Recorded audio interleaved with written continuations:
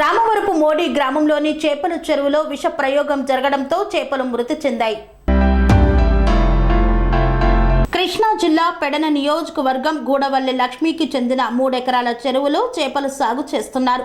కూతురు వివాహం కారణంగా 4 రోజుల్లో చేపలు పట్టుబడి పడదామని బేరం కుదుర్చుకున్న రైతు ఆ సమయంలో చేపల చెరువులో గుర్తు తెలియని వ్యక్తులు విష ప్రయోగం చేయడంతో చనిపోయిన చేపలు. పోలీసులకు ఫిర్యాదు చేసిన చెరువుల యజమాని సుమారు 7 లక్షల రూపాయల వరకు నష్టం జరిగిందని యజమాని వాపోయాడు. కేసు నమోదు చేసి దర్యాప్తు చేపట్టిన పోలీసులు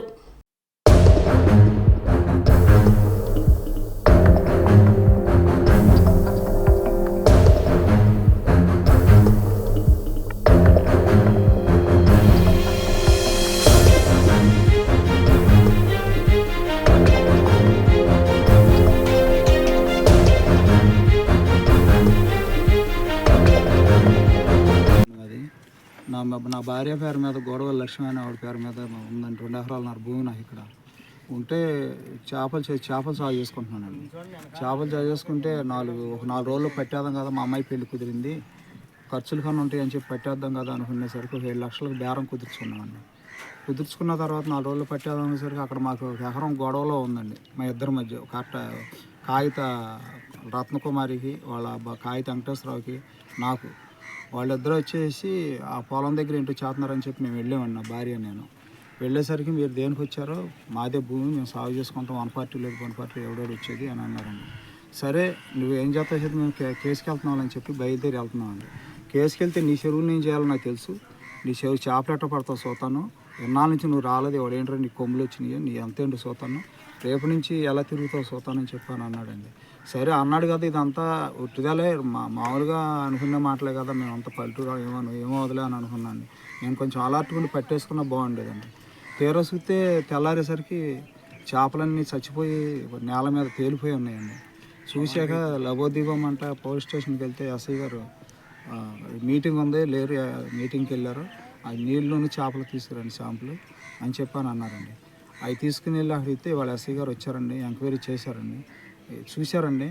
ఎంక్వైరీ చూసి రేపు మేము ఎంక్వైరీ చేసి మీకు ఏం చేయాలో చేస్తామయ్యా, మీ ఎంక్వైరీలో తేలింది దాన్ని బట్టి అని అన్నారు సార్.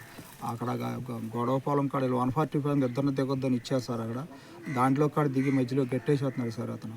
ఇవన్నీ ఎస్ఐ గారి దృష్టిలో పెట్టాం సార్. ఇంకా మాకు న్యాయం చేయాలని చెప్పి మేము ఎస్ఐ గారి చుట్టూ తిరుగుతున్నాం సార్. నుంచి 7,50,000 వరకు వస్తాయండి. మాకు మా అమ్మాయి పెళ్లి పెట్టుకున్నామండి, ఆ పెళ్ళిని మాత్రం వాడదామని చెప్పని అనుకుంటున్నాం సార్.